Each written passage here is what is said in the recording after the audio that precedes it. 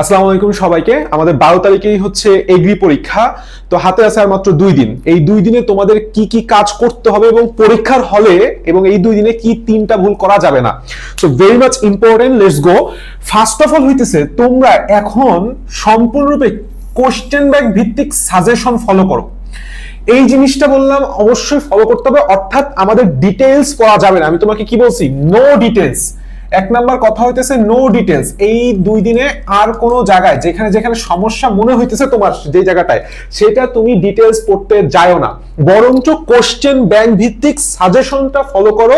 প্রত্যেকটা ক্ষেত্রে বায়োলজি হোক, ম্যাথ হোক, ফিজিক্স হোক, কেমিস্ট্রি হোক, বিগত 4 বছরের যে এগ্রি ক্লাসটা, নট তার আগে, এগ্রি ক্লাসটার গুচ্ছর পরবর্তীতে কোশ্চেন ব্যাংক ভিত্তিক যে সাজেশনটা তোমার কাছে আছে, প্রত্যেক জায়গায় আছে, প্রত্যেকের কাছেই আছে, প্রত্যেকটা গাইডই আছে, সেই সাজেশনটা ফলো করে খুব কম্প্যাক্ট একটা রিভিশন প্ল্যান, খুব কম্প্যাক্ট একটা রিভিশন প্ল্যান তুমি ফলো করো। এই 2 দিনে সুন্দরভাবে কম্প্যাক্ট ভাবে একটা রিভিশন তুমি দিয়ে দাও। 48 ঘন্টায় বললাম সবকিছু মানে একদম ছাড়াফালা করে ফেলাম যায়। তুমি যদি চিন্তা করো সেটা হচ্ছে বায়োলজিতে, তুমি চিন্তা করো সেটা হইতেছে ধরো 30 মার্ক, 30 মার্কের জন্য তুমি ধরো 10 ঘন্টা রাখলা, কেমিস্ট্রির জন্য 6 ঘন্টা, ফিজিক্সের জন্য ধরো 6 ঘন্টা, সাথে ম্যাথের জন্য তুমি ধরো একটু ম্যাথে উইক, সেখানে তুমি ধরো 12 ঘন্টায় রাখলা। তাহলে আমাদের কত হইলো? টোটাল 6 6 12, 12 12 24, টোটাল আসতেছে হচ্ছে আমাদের 34 ঘন্টা। তো 34 ঘন্টাটা তুমি সুন্দরভাবে ফলো আপ করতে পারো, ইনশাআল্লাহ ভালো একটা রিভিশন সম্ভব। 2 নাম্বার কথা হইতেছে এক্সাম প্ল্যানিং। তুমি পরীক্ষায় দিবা যেই জায়গাটায় আসলে প্রত্যেকটা স্টুডেন্ট মারাত্মকভাবে দুর্বল, সেটা হচ্ছে প্ল্যানিং এর বেলায়। যার এক্সিকিউশন যতটা সুন্দর, তার আউটপুট তথা রেজাল্টও ততটা ভালো হবে। এগ্রি পরীক্ষা আহামরি খুব কঠিন পরীক্ষা না, তোমাকে এখানে একটা প্রপার প্ল্যান করতে হবে। তার মধ্যে প্রথম হবে হচ্ছে তোমার টাইম ম্যানেজমেন্ট। 100টা এমসিকিউ, 60 মিনিট সময়, আমি কোন টাইমে কোন জিনিসটা দাগাবো এবং কিভাবে দাগাবো, আগে বায়োলজি দাগাবো নাকি আমার স্ট্রং পয়েন্ট কোনটা, কোশ্চেন বুঝতে হবে যে কোশ্চেনে কোনটা ইজি হয়েছে। যদি আমার কাছে বায়োলজি ইজি লাগে, আমি আগে বায়োলজিতে দাগায় ফেললাম। সো তুমি চেষ্টা করবা সেটা হচ্ছে আগে তুমি যেই কোশ্চেনগুলো তোমার কাছে সহজ মনে হয়েছে এবং তুমি 100% পারো সেটা দাগানো, এবং টাইম ম্যানেজমেন্ট সম্পর্কে মাথার মধ্যে একটা ঘড়ি অটোমেটিকলি সেট করে রাখা যে আমি দাগাচ্ছি, আমার বেশি টাইম নষ্ট হচ্ছে কিনা। এবং 2 নাম্বার হচ্ছে মেন্টাল একটা প্রিপারেশন, যে আমার পিঠ থেকে গেছে, তোমার ঢাবিতে হয় নাই, কোনো জায়গায় হয় নাই, রাবিতে পরীক্ষা বাকি আছে, যাই হোক জাবিতে হয় নাই, তোমার মেডিকেল হয় নাই, তোমার অন্য কোনো জায়গায় হচ্ছে না, তোমার পিঠ এখন পুরা দেয়ালে ঠেকা।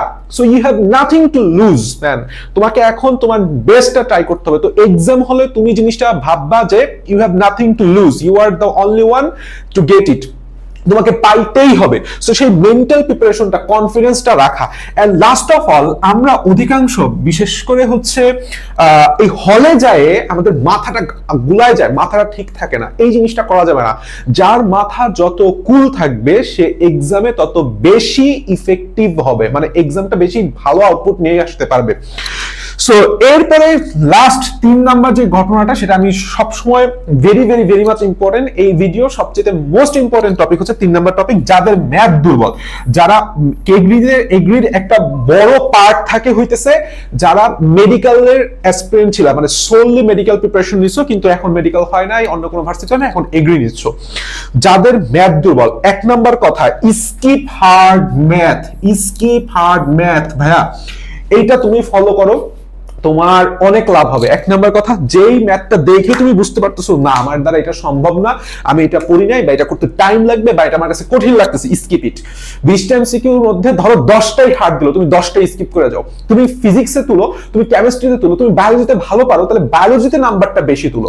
So skip hard math. এবং আমি তোমাকে সবসময় বলবো যে ম্যাথগুলোকে আইডেন্টিফাই করে রাখবা, সবার শেষে দাগাবা এবং একটা টাইম রাখবা, কারণ বায়োলজি দাগাইতে আমাদের একটু কম সময় লাগে, আবার কেমিস্ট্রি দাগাইতেও মোটামুটি একটু কম সময় লাগে। সো ওই জায়গাটা যে আমাদের একটা প্ল্যানিং থাকবে যে আমি শেষের এই টাইমটা রাখবো ম্যাথের জন্য, ওই টাইমের মধ্যে আমি যে কয়টা ম্যাথ পারি সহজ সেই কয়টা করবো। আশা করি প্ল্যানটা ফলো করবা। বেস্ট অফ লাক এবং দোয়া রইল তোমাদের জন্য। Again best of luck.